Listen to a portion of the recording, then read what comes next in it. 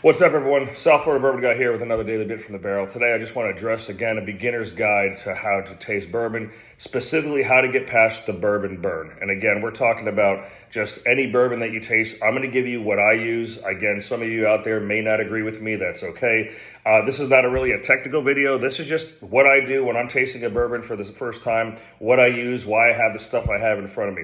First and foremost, I like to cleanse my palate with water. So maybe you had a spicy dinner, maybe you had dinner beforehand, maybe it's afterwards. I try to go in with as neutral of a palate as I can, especially if I'm taking it somewhat serious and I do want to enjoy and try to figure out what I'm smelling, what I'm drinking. For today's tasting, I'm just using this Penelope. It's 104 proof. It's the Penelope Architect for no other reason than I pulled it off my shelf. Now, one thing about this bottle is it's got the little flavor profile, what you should be smelling and tasting. I don't look at that until after I'm tasting it because I don't want to kind of cheat, so to say. I want to see what I come up with. This is kind of what I use when I have it in front of me. So I've got my bottled water.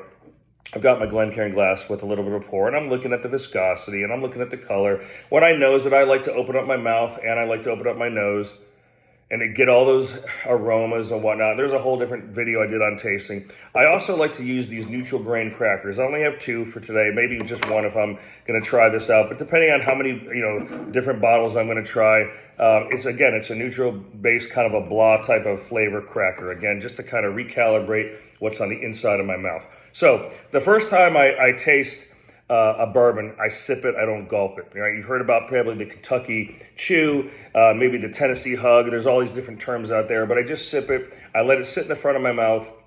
Again, I like to use this term, calibrating my palate. Then I let it roll to the back, sip it the first time, then I take a bigger sip the second time. After I'm done tasting it neat, I'll take a couple of drops of water, I'll put it in here, and again, it opens up the flavors, it opens up the aromas. Depending on the proof, I might take a cap full of water and add it to my Glencairn glass. Last but not least, and I know some of you thinking this might be crazy, but again, this is all about your journey, right?